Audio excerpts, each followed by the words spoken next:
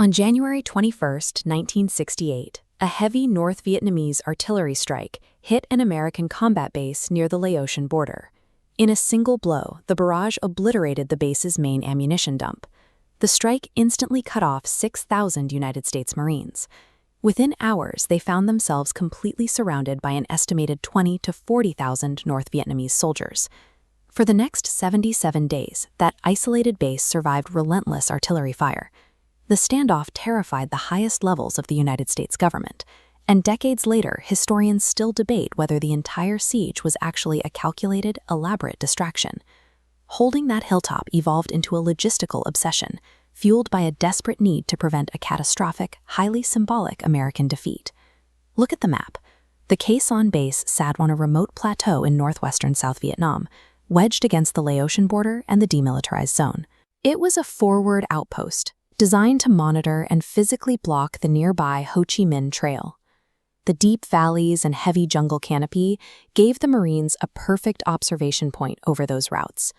But that exact same isolated geography made the plateau incredibly easy to cut off from the rest of the country.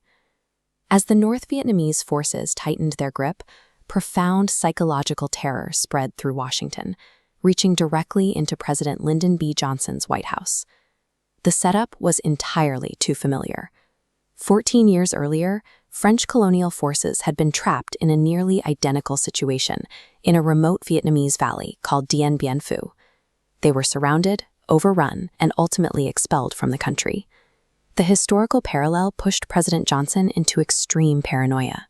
He ordered a scale model of the Khe Sanh battlefield built inside the Situation Room and demanded his top generals sign a written guarantee that this base would not fall the way the French one did. Driven by the fear of repeating a historical disaster, the American military establishment poured immense resources into this single set of coordinates, forcing them to commit everything to a point the enemy had already surrounded. For the men trapped on the ground, daily reality meant digging deep into the dirt. They lived in sandbagged bunkers and shallow trenches, taking incoming artillery and rocket fire almost every single day. Because enemy forces controlled the high ground and had completely severed the access roads, the logistics of survival became nearly impossible. Every drop of water, every ration, and every bullet had to arrive by air. Pilots had to invent extreme, high-risk maneuvers under heavy fire. They executed steep, rapid drop-ins, crash-landed onto the damaged airstrip, or relied on precise parachute drops directly into the tight marine perimeter. Khe Sanh ceased to be a conventional military installation. It functioned entirely as an artificial island, tethered to survival by a highly vulnerable lifeline through the sky. But while the supply planes were fragile targets, the U.S. military possessed absolute, devastating dominance higher up in the atmosphere. To protect the trapped Marines, the Air Force initiated round-the-clock B-52 bomber missions. They saturated the surrounding hills with staggering tonnages of high explosives, targeting the North Vietnamese positions hidden in the jungle. This sustained aerial bombardment was the singular factor preventing a full, catastrophic ground assault on the Marines. Then, the narrative abruptly fractured. On January 30th, just 9 days after the first artillery shells hit Khe Sanh, the war suddenly exploded everywhere else. North Vietnamese and Viet Cong forces launched the Tet Offensive, a highly coordinated string of surprise attacks hitting dozens of cities simultaneously throughout South Vietnam. American intelligence had failed to anticipate the scale of this nationwide assault. Their analytical focus and military assets had been overwhelmingly fixated on protecting the Marines at Khe Sanh. The Tet Offensive proved the true threat was not isolated on a remote hilltop. Enemy forces had secretly infiltrated heavily populated urban centers right beneath the military's nose. This timeline overlap drives a major debate among military historians today. Was the entire drawn-out siege of Khe Sanh actually engineered to be a diversion? By visibly massing troops near the border, the North Vietnamese successfully convinced the U.S. to redirect immense amounts of air power, troops, and political attention into a remote corner of the country, leaving the cities vulnerable right before the real attack. American relief forces eventually fought their way up Route 9 and broke the siege in April. Yet by early July, the U.S. military quietly abandoned the base altogether, determining the location simply wasn't worth the cost of permanent defense. 6,000 Marines endured 77 days of artillery fire and successfully held their ground. But in the thick fog of war, they likely fought that battle exactly where their enemy needed them to be. In the early hours of January 31, 1968, a 19-man Viet Cong commando team blew a jagged hole straight through the outer wall of the American embassy compound in Saigon. This was the very center of American presence in Vietnam. Up to this point, officials that firmly insisted to the public that this specific compound was the single safest, most secure piece of ground in the entire country. So how does an enemy pull off a coordinated surprise attack of this scale right under the nose of American intelligence? And more importantly, how did the United States win almost every single battle that followed that night, yet still lose the war? To understand the shock of that night, you have to look at what military leadership was saying in the months leading up to it. General William Westmoreland and other senior officials had been confidently telling the press that a decisive victory was well within reach. They claimed the North Vietnamese forces were running out of supplies, losing strength, and entirely incapable of mounting any serious large-scale offensive. The American public had been repeatedly primed to expect that the conflict was winding down. That constant reassurance meant nobody at home was psychologically prepared for a massive countrywide assault. The timing of the attack relied on Tet, the Vietnamese New Year.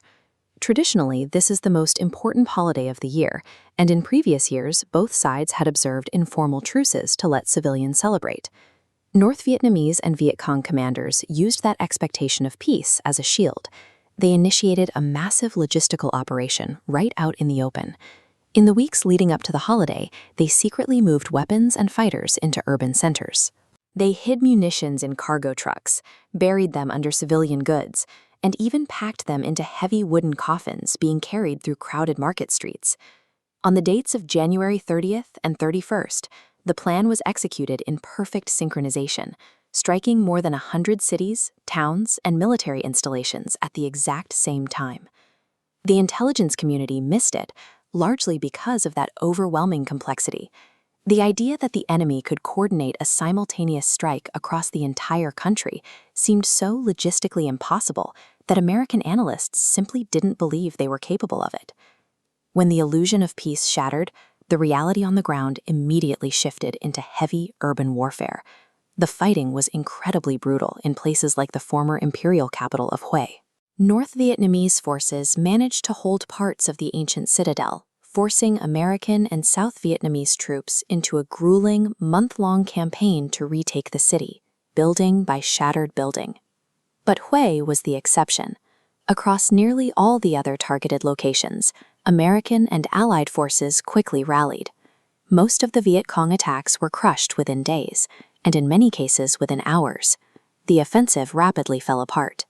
Every single commando who breached the U.S. Embassy was killed or captured within 6 hours.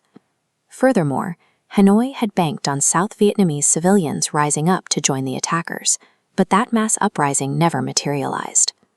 This chart compares the devastating human cost of the offensive. The North Vietnamese and Viet Cong suffered enormous casualties, with tens of thousands of fighters killed.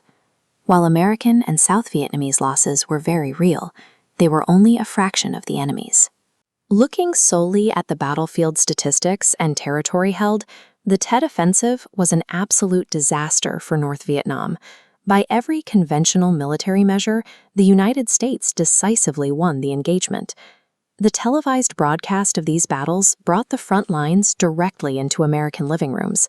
For the first time, audiences were experiencing the raw violence of combat almost instantaneously. Many Americans watched live broadcast footage of their own embassy under siege before they had even finished their morning coffee. Seeing enemy fighters roaming the grounds of the embassy created a massive credibility gap. The visual evidence directly contradicted months of official promises that the enemy was on the verge of collapse. That severe disconnect forced respected journalists to reevaluate what they were being told by military leadership, most notably CBS News anchor Walter Cronkite. Following a visit to Vietnam, Cronkite did something highly unusual for an anchor known for strict neutrality. He delivered a direct on-air editorial, telling his viewers that the American war effort appeared headed for a stalemate. When that broadcast aired, the political fallout was immediate. President Lyndon B. Johnson reportedly told his aides that if he had lost Walter Cronkite, he had lost the trust of the average American citizen. The exact kill-to-death ratios of the individual firefights during the holiday truce suddenly meant nothing.